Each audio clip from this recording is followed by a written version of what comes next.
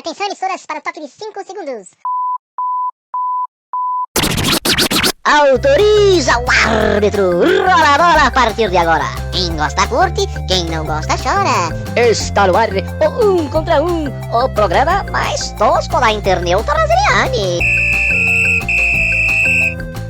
Fala galera, mais um podcast do 1 contra 1 na área e hoje vamos falar sobre o estádio mais charmoso de São Paulo. O seu, o meu, o nosso Pacaembu! E para me acompanhar nessa empreitada eu chamo ele, Eduardo Debs. Salve, salve, mano Coelhos! Salve, salve, ouvintes! Edu, no último dia 27 de abril o estádio do Pacaembu completou 80 anos, você sabia? Opa, mas a primeira partida não foi no dia 27 de abril, Não, né? a primeira partida foi no dia seguinte, no dia 28 de abril, entre Palestra Itália, hoje o tradicional Palmeiras, contra o Coritiba. E venceu o maior Verdão? Se o maior verdão para você for o Palestra, sim. O Coritiba ganhou foi um chocolate de 6-2. E o primeiro gol do estádio foi de quem, você sabe?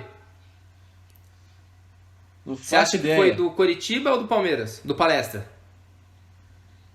Acho que você tá com a cara de um gol do Coxa doido, hein? Isso mesmo, o gol do Coritiba de Zequinha. Desculpe aos 2 minutos interromper do vocês, estou primeiro ouvindo o tempo. programa de você aqui em Moçambinho, tô eu e o meu amigo Paulo Morsa, a gente tá ouvindo aqui o programa, e esse Zequinha é o grande Zequinha que jogava no Curitiba, o Zequinha que eu conheci aqui em Moçambinho, não é aquele Zequinha do Castelo não, que o Neto acha que é ele, porque o Neto não sabe nada de futebol. O Pacaembu ele foi palco de grandes decisões de títulos, principalmente na era de ouro do Campeonato Paulista, entre os anos 40 e 60. Mas não foi só time de futebol que foi vaiado no Pacaembu não, hein, sabia? Sobrou até pra político. Fala mais sobre esse fato aí, Debs. Opa! Coelhão, você sabia que no dia 27 de abril de 1940, a fundação do Pacaembu contou com a presença de Getúlio Vargas, o ditador do Brasil à época? Aconteceu algo que hoje em dia seria impensável. Santistas, corintianos, palmeirenses, torcedores da Portuguesa e de outros times da capital, e os São Paulinos, obviamente, foram à loucura quando o tricolor do Morumbi, na época não tinha o Morumbi ainda, entrou em campo com a sua delegação, trazendo as cores e o nome do estado paulista. Sensacional, Edu. Eu aposto com você que o Getúlio não gostou nada disso de vaia pra cima dele, pessoas o criticando. Nem um pouco. O ditador veio convidado para a inauguração e saiu às pressas. O problema é que naquela época os símbolos estaduais tinham sido proibidos pela ditadura varguista. Então qualquer símbolo, como a bandeira, o brasão de armas ou o lema dos estados, tinha sido destituído pela Constituição Federal que o governo tinha promulgado. O que acontece é o seguinte, Coelhão. Os paulistas, em 1932, iniciaram a Revolução Constitucionalista, que visava trazer uma nova Constituição ao país e tirar o governo até então autoritário de Getúlio Vargas do poder. Conforme os anos foram se passando, o ditador foi ficando cada vez mais mão de ferro e a galera continuou odiando ele. Uma forma de driblar a censura foi, ao entrar o São Paulo em campo, todo o estádio gritou São Paulo, São Paulo, São Paulo e apontava para a cabine onde estava o ditador, que obviamente saiu às pressas no Pacaembu. Ô Edu, foi daí que surgiu aquele grito da torcida do São Paulo, que eles gritam assim: ô São Paulo, São Paulo, São Paulo. Não, essa é uma mais moderna, mas essa história rendeu uma outra coisa. No dia seguinte, ou na semana seguinte, alguns dados dizem que foi na semana seguinte, outros que foi no dia seguinte, a imprensa, o departamento de imprensa do governo fez uma enquete, Coelhão, envolvendo os torcedores aqui da capital, para saber qual que era o clube mais querido. E os torcedores não perderam tempo de novo em trollar o governo federal. Sabe que todos responderam? Corinthians, lógico. Errado, São Paulo. E o São Paulo ganhou a alcunha no Jornal da Gazeta de o clube mais querido da cidade. Até hoje o São Paulo usa na sua correspondência oficial o lema de o mais querido. E passando mais alguns anos pra frente, né? Em 1950 o estádio do Pacaembu, né? O Brasil, na verdade, recebeu a Copa do Mundo, a primeira em solo do Tupiniquim. O estádio do Pacaembu recebeu 6 partidas, dentre elas uma da seleção brasileira, que foi um empate de 2-2 entre Brasil e Suíça. E foi bem legal, né? Foi a primeira aparição da seleção canarinho em território paulistano, logo no Pacaembu, no estádio mais charmoso da cidade. Inclusive, né? A seleção teve 2 momentos marcantes dentro do estádio do Pacaembu, que foram as despedidas com a camisa canarinha de Romário em 2005 num jogo contra a Guatemala, e também do Ronaldo, né? O fenômeno se despediu da seleção em 2011 após aquele fracasso do Corinthians contra o Tolima, num jogo que foi 1-0 para a seleção brasileira.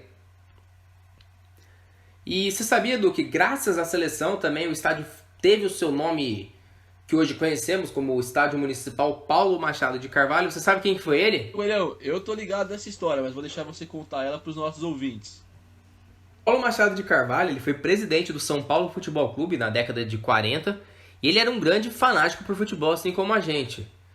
E com isso, né, ele recebeu o convite de ser chefe da delegação das seleções brasileiras de 58 e 62, ambas campeãs do mundo, o que rendeu a ele o apelido de Marechal da Vitória, e consequentemente ele tá lá com o seu nome marcado na entrada do estádio. E aí depois, né, dessas duas vitórias das seleções, dessas duas conquistas, o estádio recebeu o nome de Paulo Machado de Carvalho, como a gente pode ver na fachada dele. Fachada que o senhor conhece muito bem, né, Edu? Muita história boa pra contar lá do Pacaembu. Opa, Pacaembu, estádio sensacional. Inclusive, na minha opinião, um dos melhores estádios para se ver jogo aqui no estado de São Paulo e no Brasil também. Mas, ô Coelhão, tem uma outra história muito legal sobre o Marechal da Vitória, o nosso Paulo Machado de Carvalho. É que o pessoal diz que foi graças a ele que a seleção brasileira conseguiu aceitar ter um outro uniforme que não fosse amarelo. O senhor sabia disso? Ó, Edu, não sabia não, mas daí eles usaram a branca ou não? Foi azul direto? Aí que tá. Quando foi jogar contra a Suécia vestia amarelo, o Brasil utilizou o segundo uniforme, o azul, que ele havia levado para a Copa do Mundo de 58. Só que era uma superstição que a seleção não queria, que era não jogar, obviamente, com a camisa canarinho.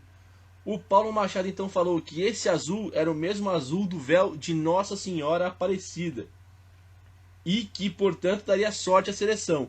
O Brasil entrou em campo, ganhou o jogo e depois foi campeão do mundo. E isso rendeu também muita história. O pessoal disse que foi graças a ele que a seleção passou a oficializar o azul como o segundo uniforme da equipe nacional. Pô, eu vou falar pra você, mano, que eu prefiro muito mais o uniforme azul do que o uniforme amarelo, sabia? Muito bonito. Independente de qual uniforme o Brasil use, cá pra nós, as camisetas do Brasil são simplesmente maravilhosas. Mas, mudando um pouquinho do assunto da seleção, meu amigo Coelho, você sabia que o Pacaembu já sediou várias finais de Libertadores de time paulistas? Então, é isso que eu queria falar pra você, meu. Antes da gente entrar nesse tema do Pacaembu, dessa junção, né, do futebol paulista com o Pacaembu, eu queria saber de você, alguma história marcante que você tem ali do estádio, algum jogo que você foi que marcou, sei lá, o seu jogo favorito no Pacaembu. Olha, acho que jogo do Pacaembu, acho que jogos legais foram jogos assim, a primeira vez que eu fui de visitante foi no Pacaembu, foi um jogo contra o Palmeiras, um clássico legal, de assistir, terminou empatado, mas foi a primeira vez que eu tinha ido como visitante, enfim, são vários jogos que eu não posso te precisar assim, qual é o mais legal, assim, porque todos os jogos são legais na minha opinião. Mas o jogo que eu mais senti emoção no Pacaembu, meu amigo Coelho, foi São Paulo e César Valerro, na pré-Libertadores de 2016. Que o São Paulo, a torcida do São Paulo deu um show no Pacaembu. E numa das horas mais bonitas que eu presenciei dentro da torcida do São Paulo, que era, a gente estava numa festa cantando o hino a plenos pulmões, foi bem a hora que saiu o gol do São Paulo, mais pro final do jogo, lá pelos quase 40 minutos. Foi um gol de escanteio, não foi? Foi um gol de escanteio, e, meu, a galera foi a loucura. Acho que foi o jogo mais emocionante que eu assisti no Pacaembu, de emoção, assim. É um estádio maravilhoso, assim. Pra você, eu já faço uma ideia mais ou menos de qual deve ser, né? Talvez você não tenha assistido no estádio, mas o mais, acho que importante pra sua história foi no Pacaembu, não foi, não?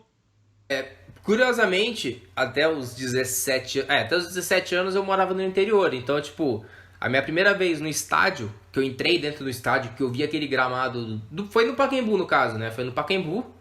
E a primeira vez foi em 2008, quando o Corinthians jogou pela Série B. Meu pai é corintiano, tudo, queria me levar num jogo. Só que nesse jogo o Corinthians perdeu. Eu sou um cara muito pé frio, isso você sabe. Foi uma das únicas derrotas do Corinthians naquela Série B e eu tava. Foi a primeira derrota Justo meu primeiro jogo no Pacaembu, lembro até hoje, foi um dia 19 de julho de 2008. E no dia 25 de outubro eu voltei. E aquele jogo contra o Ceará por 2-0 marcou o retorno do Corinthians à Série A. Então foi um negócio muito emocionante. Meu pai ficou emocionado, todo mundo ao redor emocionado. E eu sinto, né, que de uma maneira ou outra eu estava num dos jogos da história do Corinthians, né? Agora tem um jogo particular que esse você não estava presente, mas você deve ter assistido pela televisão. Bem conhecendo você, você deve ter ficado eufórico demais com esse resultado. Mais recente, em 2012, você tem algum jogo assim na sua mente que você possa dizer contra um time argentino? Você lembra de alguma coisa parecida? Olha, eu acho que você estava falando de uma final aí que acharam que o Corinthians nunca ia ganhar, hein?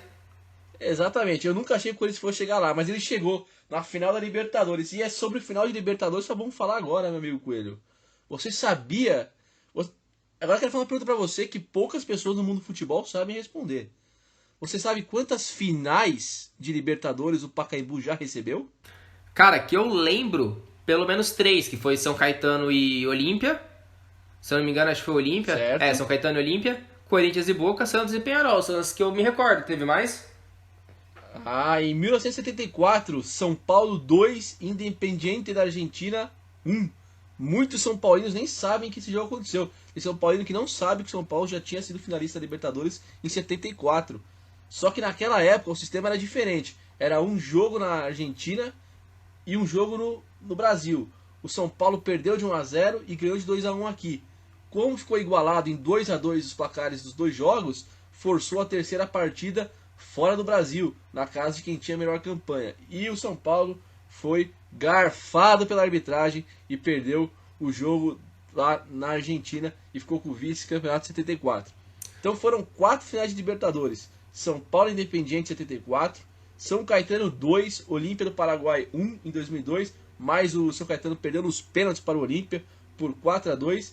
E as finais mais recentes, 2011 o Santos ganhou do Peñarol por 2-1 e o Corinthians ganhou do Boca por 2-0 e foi campeão da Libertadores 2012. Então, mesmo que 2 dos 4 times que disputaram a final não tenham saído campeões, eles não saíram derrotados. Em finais de Libertadores, todos os times paulistas estão invictos no Pacaembu. Em finais, né? Porque em oitavas de finais o Corinthians tem uma zica que, pelo amor de Deus. Mas existem times que a gente não imaginava que fossem chegar numa final, como o Corinthians, e no ano seguinte a Ponte Preta chegou na final da Sul-Americana, que foi uma das outras finais disputadas no Pacaembu com a organização da Conmebol. Foi um empate em 1-1 com o Lanús. E em 2013 também, meu amigo Coelho, você vai ficar feliz em relembrar dessa data que para Não, mim eu faço questão que você fale desse jogo. Por favor, pode falar. O espaço é tudo seu. 2013 tivemos a final da Recopa de 2013 e o Corinthians ganhou de São Paulo por 2-0. Mas o São Paulo foi de propósito, viu, amigo Coelho? Então já tínhamos 2 Recopas, você não tinha nenhuma, aí a gente deixou vocês ganharem, viu? Esse jogo da Ponte foi um marco, né, na história do estádio, porque aconteceu algo muito legal nesse dia. Que foi mais ou menos 70 mil torcedores que vieram de Campinas e arredores, torcedores também de São Paulo, curiosos, né, para ver uma final. E lotaram o Pacaembu, você via aquele setor verde do Pacaembu e o amarelo que geralmente fica as organizadas dos times de São Paulo, tomada pela torcida da Ponte, assim, então, parecia o Moisés Lucarelli, sabe? E foi uma pena que a Ponte não ganhou aquele título, o segundo jogo foi na Argentina, infelizmente não deu, mas foi uma pena, eu torci muito pra Ponte, eu particularmente simpatizo até com a Ponte Preta, não sei porquê, eu gosto. E você falou uma coisa agora que eu lembrei de um outro detalhe. Você falou da Ponte Preta disputar a final no Pacaembu. Você sabia que além dos 4 grandes de São Paulo, né, os 3 da capital e o Santos, o único time que não está na elite do futebol paulista e foi campeão no Pacaembu é o Ituano. O Ituano foi campeão paulista em 2014 dentro do Pacaembu. Um abraço aí pessoal de Itu, o grande Ituano, o rubro-negro, e foi campeão em cima do Santos na decisão de pênaltis. E você falou também sobre 70 mil torcedores terem vindo de Campinas para São Paulo. Alguns não conseguiram, obviamente, entrar no estádio por questão de lotação. Mas não sei se o senhor sabia, meu amigo Coelho, o Majestoso está na história do Pacaembu como o jogo de maior público. Em 1943, o empate entre São Paulo e Corinthians, 3-3, recebeu 70.289 torcedores dentro do Pacaembu. Foi o maior público já registrado no Municipal. Essa época, Edu, você que é um cara mais conhecedor do futebol das antigas, essa época ainda era normal, né? A gente ver rivais juntos, né, na arquibancada ou não? Sim. Era bastante comum as torcidas serem mistas. E o mais interessante disso, Coelho, é que nessa época ainda não havia o tobogã. O tobogã ainda era concha acústica. Foram 70.000 pessoas apenas no U de arquibancada tradicional ali do Pacaembu. Mas o legal é que nessa época de ouro do futebol paulista, outros clássicos ficaram marcados na história do estádio, né? Um exemplo é o derby entre Palmeiras e Corinthians, que foi disputado em 1954, né? Valendo a final do Campeonato Paulista e que o Corinthians foi campeão, estava acontecendo paralelamente a essa partida os festejos em comemoração ao 4º centenário da fundação da cidade de São Paulo, né? E ficou bastante conhecido como o derby mais importante da história entre esses dois times, por questão, obviamente, da comemoração do aniversário da capital paulistana. E outra coisa também, muitos clássicos no Pacaembu ficaram marcados por sonoras goleadas. O próprio Palmeiras aplicou em 1948 um 6-0 em cima do Corinthians. E em termos de clássico, a maior goleada realmente foi em 1944, num Sansão, um São Paulo contra o Santos. O São Paulo ganhou, meu amigo, por 9-1 do Santos. Essa é a maior goleada registrada no Pacaembu em clássicos. Então você pode ver que foi gol pra caramba. E o Pacaembu sempre foi palco de grandes jogos, mas nem sempre o futebol, infelizmente, foi o destaque no Pacaembu. É isso mesmo, Edu. Só um adendo que você falou aí na sua frase, sobre o tobogã, a questão do tobogã, que antigamente era uma concha acústica, acredito que todos saibam, né, que o tobogã, ele surge mais pra frente por uma questão de ampliação do estádio, e antigamente era uma concha acústica, onde tinha shows e tudo mais ali naquele espaço. E a gente vai entrar num debate daqui a pouco, de uma possível obra ali no Pacaembu, que tem a ver com o tobogã, com a concha acústica, com espaço para escritórios, mas isso é daqui a pouco, né? Agora a gente vai falar do que aconteceu e agora a gente vai falar do que aconteceu em 1995, quando o Pacaembu não viu um jogo de futebol, né? Viu um jogo de futebol, mas depois ele foi marcado por uma batalha campal que deixou mortos, deixou feridos, e até hoje quem vê os vídeos daquele dia assusta. Infelizmente, isso tem reflexo até hoje dentro das torcidas organizadas de São Paulo e da relação do poder público com elas. Então, o que aconteceu foi uma batalha, vamos por assim, uma guerra entre São Paulinos e palmeirenses na final da Supercopa de Júniors. Supercopa de Júniors, Edu. Não era nem jogo profissional nem nada, era tipo um campeonato de júniors. E as torcidas se enfrentaram dentro do campo. Lamentável. E o saldo, cara, não foi nada positivo, né? Dezenas de torcedores e policiais feridos e um morto. A partida também ela decretou, né, o início da perseguição estatal contra as torcidas organizadas, o endurecimento das leis, das regras contra os torcedores. E, querendo ou não, a partir dali muitas pessoas tiveram outra visão, né, para os torcedores organizados. Não, realmente é uma coisa que devastou o lado pro futebol, né? É uma coisa que descambou. E aí também há de se fazer a meia-culpa também da organização do evento, que não preparou, né, pro estádio. O estádio estava em obra, né? Então deu suporte armamentício para as torcidas, né? Paus, pedras. E curiosamente, Coelho, até hoje no estado de São Paulo é proibida a entrada de bandeiras com mastro de bambu em decorrência dessa briga. Porque os torcedores quebraram os mastros de bambu, um na cabeça do outro. Foi uma cena de pancadaria. É uma selvageria, né, cara? Selvageria. O comportamento, assim, virou briga lembrando os primórdios da humanidade, né? Briga de pancadaria. Mas é lastimável, lastimável. As autoridades também tiveram culpa. Enfim, mas isso não exime os torcedores da culpa que tiveram, não. E até hoje as torcidas têm alguns reflexos em relação a essa briga. O Estado ainda tem algumas leis, algumas regras oriundas dessa época com os torcedores. Como você falou, prejudica o espetáculo do futebol, né? E para constar, Supercopa de Júnior não é copinha, viu? O Palmeiras continua sem copinha. Sim. Lá. Edu, e também falando de espetáculos aí que você citou agora de pouco, você sabia também que o Pacaembu, assim como o Morumbi, como o Allianz Parque, perdão, também recebeu alguns shows de bandas famosas, viu? Até um tempinho atrás.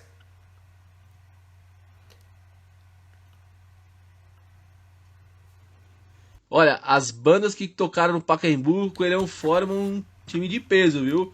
Vou dizer alguns nomes Wesley aqui que Safadão tá no passaram meio? pelo, não gramado, mas palco do Paulo Machado de Carvalho. Pra você, Rolling Stones, Red Hot Chili Peppers, AC/DC, Mas cadê o sertanejo, Edu? Iron Maiden, Paul McCartney, Cadê o sertanejo? Pavarotti. Safadão, Gustavo Olha os nomes Lima, de Luan peso. Santana, Zé Neto e Cristiano. Cadê esses caras aí, pô?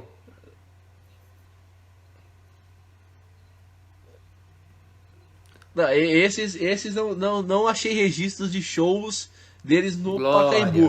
Mas em compensação, Coelho, eu achei também aqui uma missa realizada em 2007, celebrada pelo Papa Bento XVI. E além também da música e do futebol, o Pacaembu também recebeu alguns outros esportes, né? Os Jogos Pan-Americanos na década de 50, atletismo, ocorreram no Pacaembu. E mais recentemente um jogo de rugby e contra a Alemanha. Foi o primeiro jogo de rugby da história do Pacaembu. Brasil 3, Alemanha 27. Mas, ô Edu, deixa eu perguntar um negócio pra você, cara, que eu fiquei na dúvida agora. Você falou de shows, tudo. Eu, como um apaixonado pelo sertanejo, se eu quiser ver um show sertanejo no gramado do Pacaembu hoje em dia, eu consigo? Hoje não mais. Hoje você não vai conseguir Por quê? mais. Eu vou te explicar por quê, meu amigo Coelho. A Associação de Moradores do Pacaembu, ali do bairro do Pacaembu, né?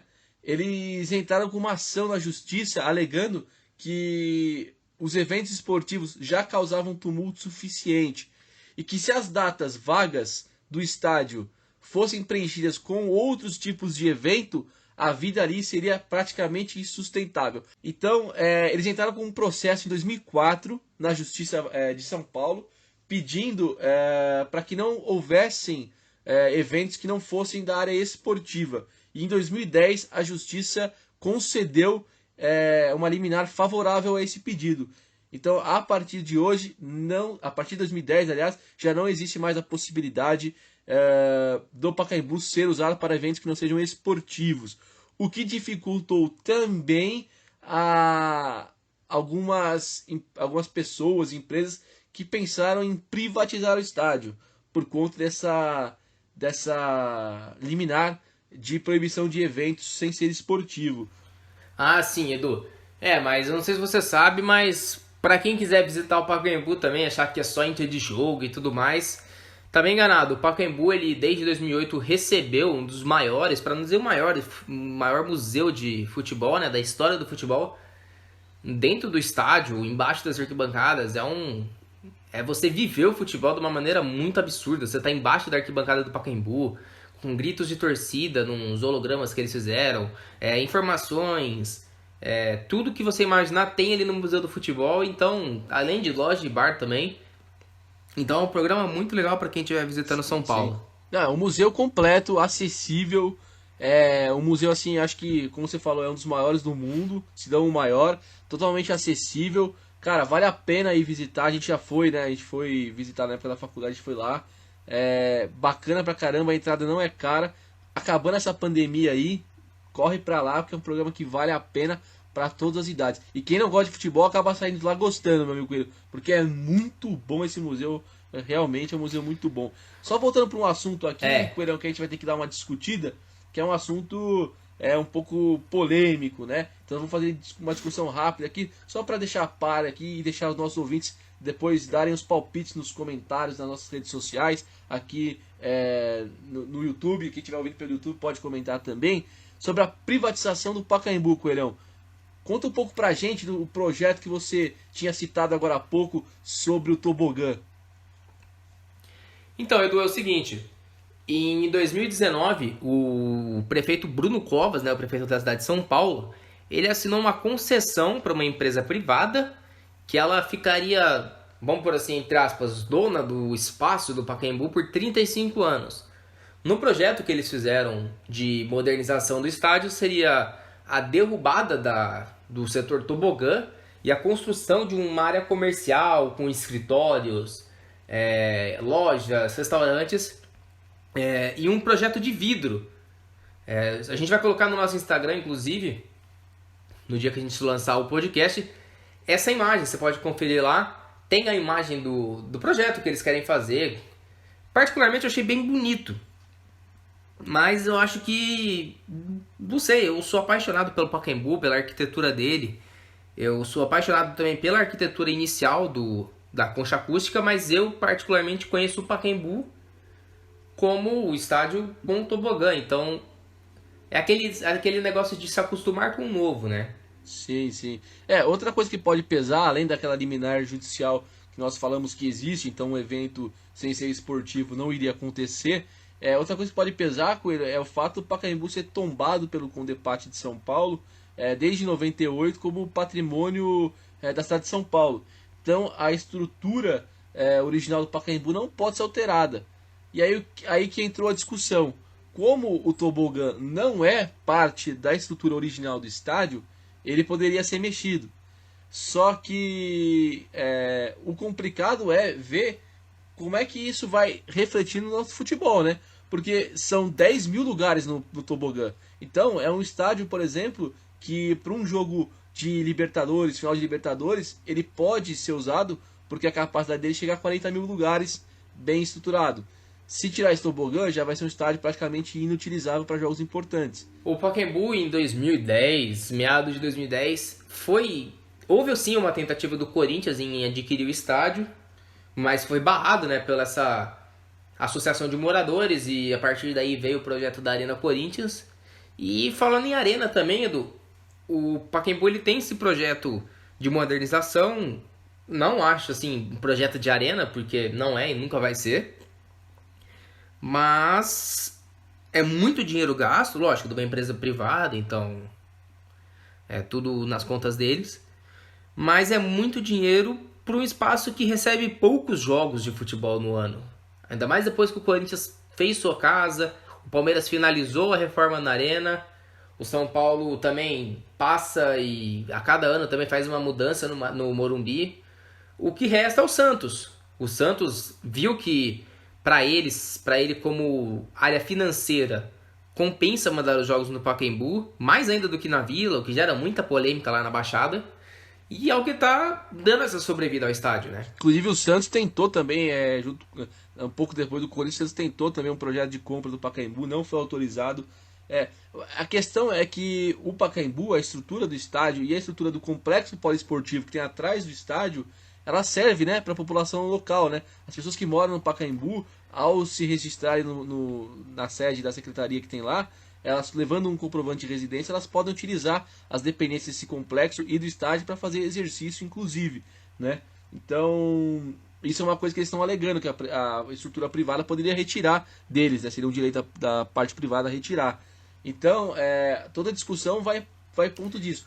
Há o ponto favorável, né, que como você disse, é um estádio que fica muito tempo fechado e ter alguém zelando ele, cuidando dele é legal, mas há esses pontos negativos, né, esses pontos que quem vai estar pegando não vai conseguir ganhar dinheiro com outra coisa a não ser o esporte e pode, por exemplo, acabar com uma contribuição social que o estádio tem de ser um meio de lazer e de saúde para as pessoas gratuitamente que moram na região.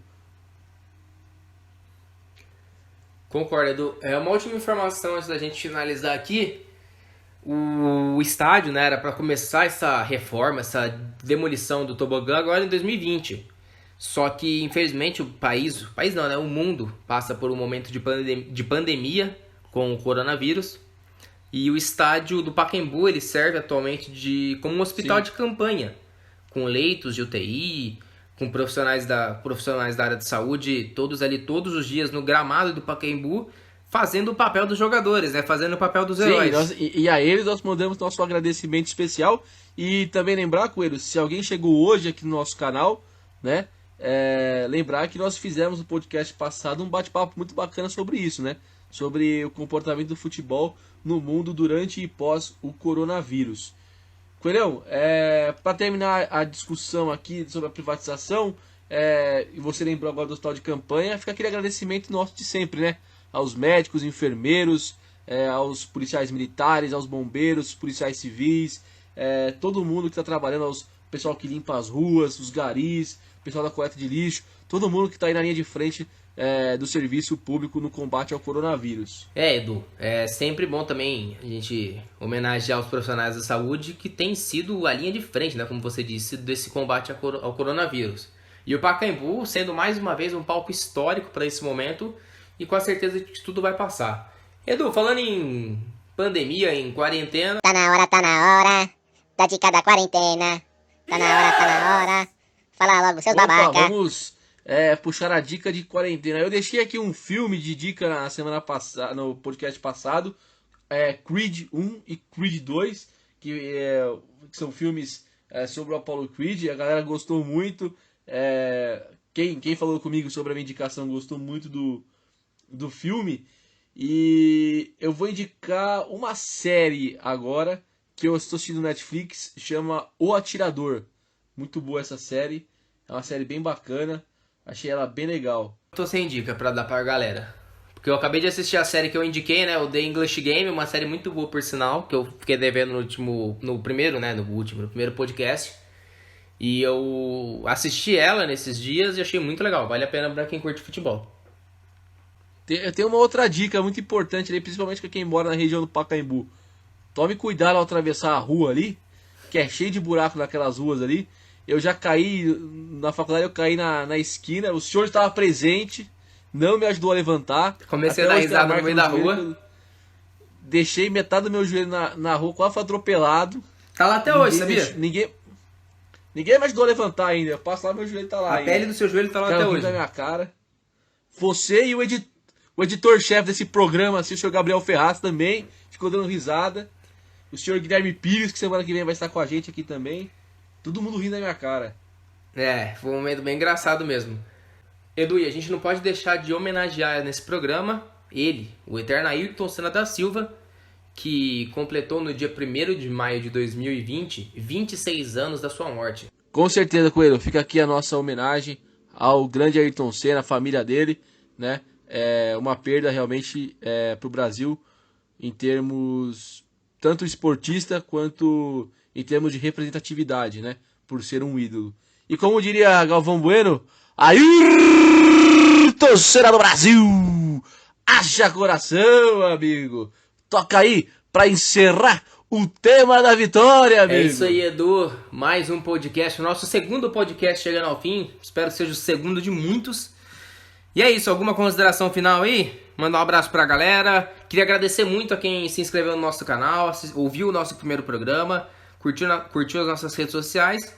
E fique ligado que ainda vai vir muita coisa boa pra vocês. Com certeza, próximo podcast aí nós vamos voltar falando sobre ela, que é o desejo de todos os clubes sul-americanos, a Libertadores, Coelhão. E vai ter gente nova aí, né? Nós vamos trazer uma surpresa pra vocês aí próxima semana. Vamos deixar aí pra galera esperar. E na próxima semana tem mais podcast, viu? Um forte abraço pra vocês e até mais. Tamo junto, abraço, meu querido. E agora, como diria o Galvão Bueno mesmo, o tema da vitória, amigo!